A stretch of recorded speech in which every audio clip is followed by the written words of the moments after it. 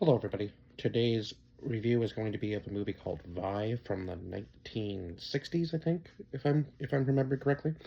But yeah, it was one of those movies. I think that was on my long list of movies that was very similar to Nosferatu from. Oh my God, I felt like I was gonna sneeze there for a second. Sorry.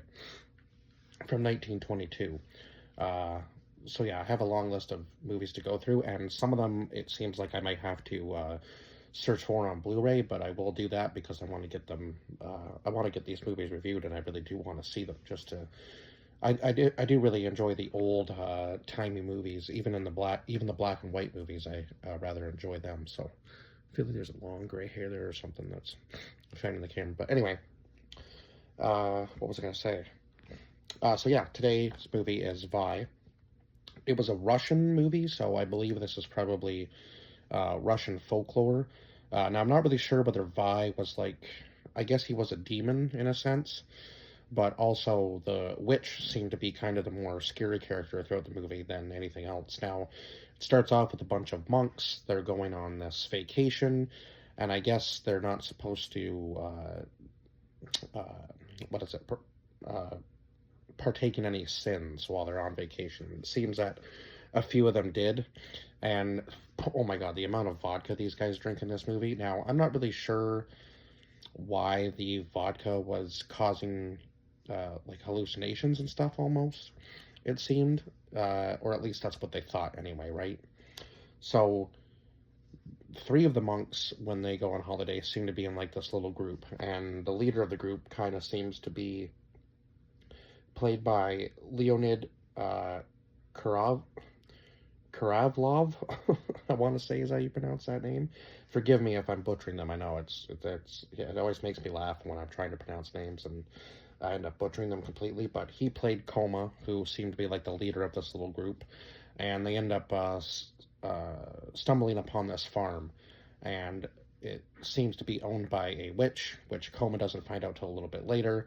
And then it seems that she's able to make him fly. And then later on in the story, it's kind of explained that I guess she, what was it? She lost horses or something, and then was trying to like reenact that with a human. And yeah, it was very strange. And he kind of like goes into like this, oh my god, like what have I done sort of thing.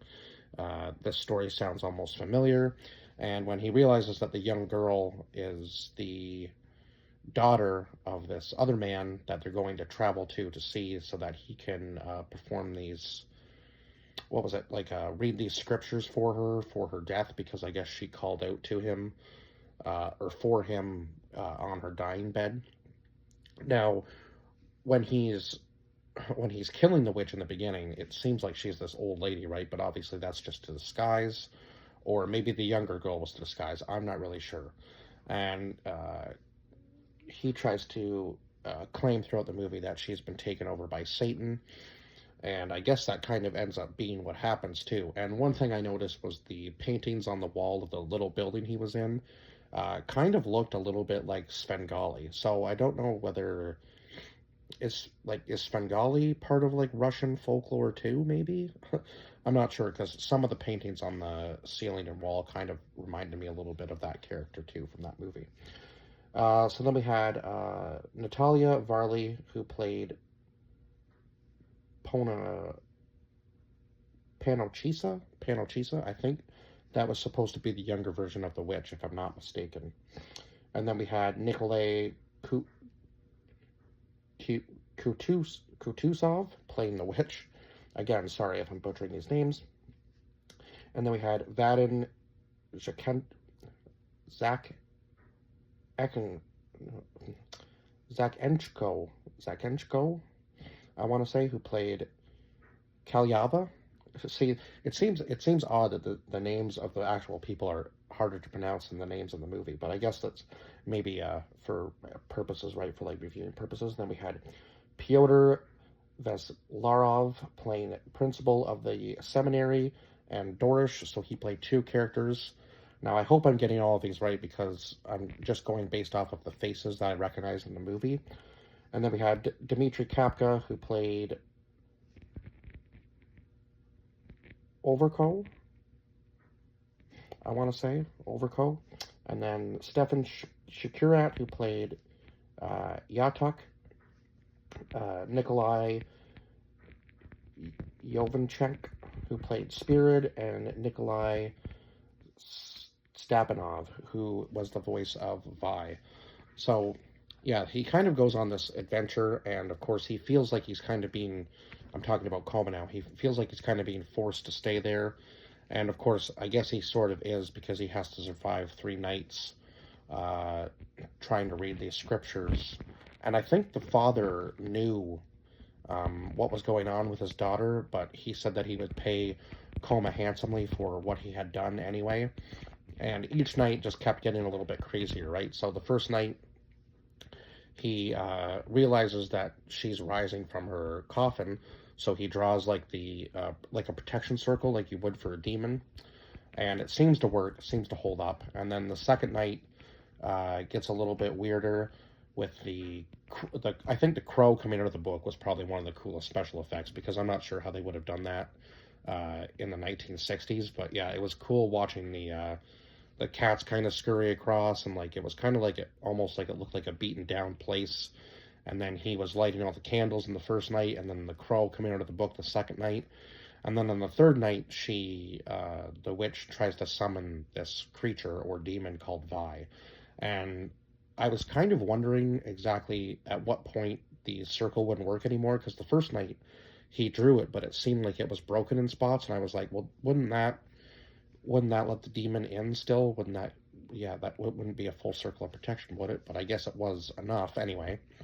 And then the second night when he draws the circle, he's he also uses like drugs like cocaine and stuff in this movie too. So I was kind of a little bewildered by that he seemed to be like almost praying for himself throughout the movie too, like he was saying like, God forgive me for I am a sinning man, sort of thing, before he would even like read the scriptures on. And then of course by the time he was getting to the point where he was supposed to be reading the scriptures for the girl who had passed away, it was already too late. Like she had risen and like become the witch again, sort of thing. So of course I think obviously the witch was trying to be nice to them in the very beginning of the movie when she lets them in, and Koma kind of like turns a cold shoulder to her or whatever.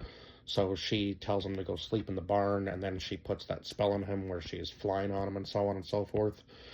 And of course he freaks out and then kills her, and then realizes that the witch can take many different forms. So I think he was kind of freaked out by that. But instead of, running away from the situation, he goes right back to the church where he was before. And of course, they've already heard that his name has been called out to go and read these scriptures for this daughter. And that was pretty quick, because I don't know how many, like, there was no real timeline in this movie. I think that might have been one of the downfalls of it, was that, there wasn't really any real timeline to tell you how many days it would have taken him to get from the farm back to the church. But it just kind of skips over. And then some of the shots in the church were really weird, like where one person was inside talking to a person outside, and it was supposed to be like they were communicating somehow. And I was like, well, that seems weird, because they're not even like face to face, and somehow they're communicating. So I feel like there was some shots that might have been cut oddly, and just kind of to save time with the film, maybe. But yeah, some of it just didn't really work out that well. But I mean, the special effects at the very end scene where she summons Vi and all the creatures are coming out of the wall, and you could tell like they were moving across like the floor, like almost like a crab walk sort of thing. And when he tries to escape, I think between the second and third night or whatever, when he tries to escape, and them moving the bushes in the opposite direction that he was running to make it look like he was running really fast, and somehow he still ends up getting caught. Like the two older gentlemen are already way ahead of him down the hill by the time he gets there. So I was wondering if they maybe had some sort of powers too that they weren't letting on about, but it was very odd. And then of course Vi is able to, I guess you're not supposed to look Vi in the eyes, and Koma makes that mistake. He turns around and looks at him in the eyes, and then all the demons are able to somehow get into his protection circle and end up killing him. So yeah, it was kind of a kind of an odd movie, but it was cool for just being stuck in like one particular spot, I guess. And yeah, I will give it the special effects. I'm not sure how they pulled some of them off.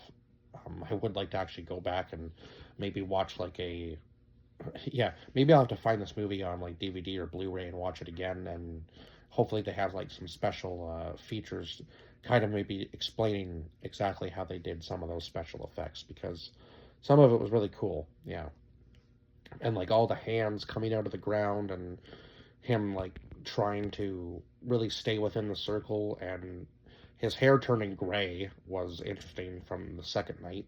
I'm not really sure how they would have done that without just dyeing it and then maybe kind of like time lapsing it, maybe um, like maybe high speed camera. I don't know if they would have even had that kind of technology back then, or whether they just maybe yeah they would have. I guess they would have had to dye his hair, but then how would they have done that? Would they have rewinded it maybe? So weird trying to figure out some of these special effects. But I think that was one of the biggest parts of this film that I really enjoyed was the special effects for sure. And the soundtrack, I think a lot of the music was coming from people in the movie too. Like even his weird little dance that he does, um, like it was all done by a flute player right there. So yeah, some of the music obviously I know was scores over the movie, but a lot of the music seemed to be right in the movie. Like either it was the men singing, men or women singing sort of thing, like their own tune, and then the flute player. And yeah, so again, kudos to that too, because a lot of movies don't, I feel like, don't do that. And I feel like more movies should have the music match the scene sort of thing, like in the movie, have somebody actually legitimately playing the music, kind of like what they did with Mad Max. Um, so yeah, other than that, I think I've pretty much said everything I can for this film, and I will see you guys in the next one. Bye bye for now.